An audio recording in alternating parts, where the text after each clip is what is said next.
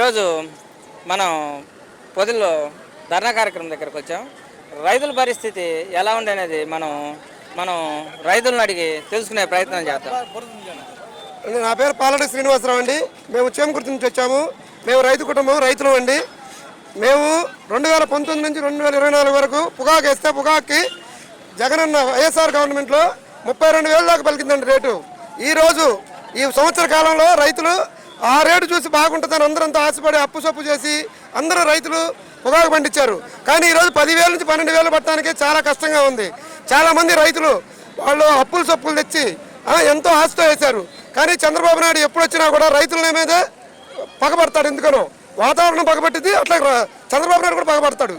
32,000 ఉన్న రేటు ఇలా 10,000 నుంచి 12,000 పట్టడానికి అల్లాడిపోతున్నారు. దీని మీద జగన్మోహన్ రెడ్డి గారికి ఎంతో ఆయన ప్రజల మీద రైతుల మీద ఉన్న ప్రేమతోటి ఈరోజు ఆయన పోరుబాటు పెట్టి పొగాకు రైతులకు అండగా నిలబడతానని వచ్చారు. ఆయన వచ్చిన సందర్భంగా ఈ ప్రజలు రైతులందరూ ఆయనకు వెన్నుగా నిలబడ్డాము. మేమందరం జగనన్న బాటలోనే నడుస్తాము. ఆయన మాకు సహాయం చేస్తాడని మేమెంతో ఆశగా ఉన్నాము.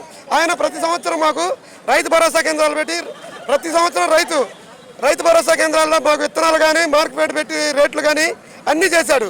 కానీ వీళ్ళు కూటమి ప్రభుత్వం పెట్టి మూడు ముక్కలాట ఆడుతున్నారు.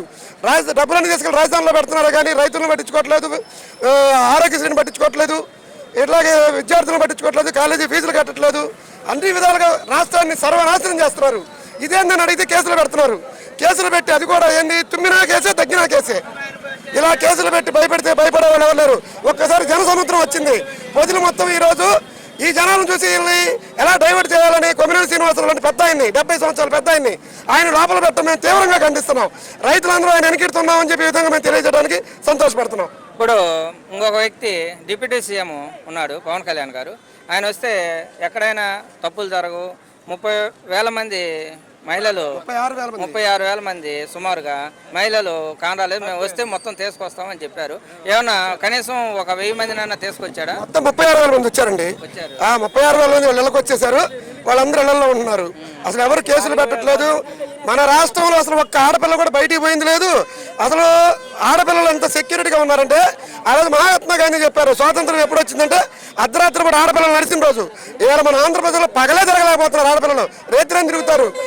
3 సంవత్సరాల ముక్కు చూసిన పిల్లని 16 సంవత్సరాల అమ్మాయిని తీసుకెళ్లి వాళ్ళు ఎంత దారుణంగా అత్యాచారాలు ఆంధ్రప్రదేశ్లో జరిగినందుకు ఇట్లా నేను మాట్లాడినప్పుడు నా మీద కేసు పెడతారు.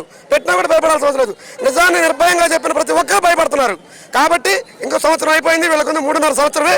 ఈ 3.5 సంవత్సరంలో కూడా వాళ్ళు ఎంత అరాచకం చేసినా కూడా ఈసారి జగన్మోహన్ రెడ్డి అనేది 175 అప్పుడు కాదు, రేపు చూపిస్తారు. ప్రజలు అంత కడుపు మండుతూ ఉన్నారు.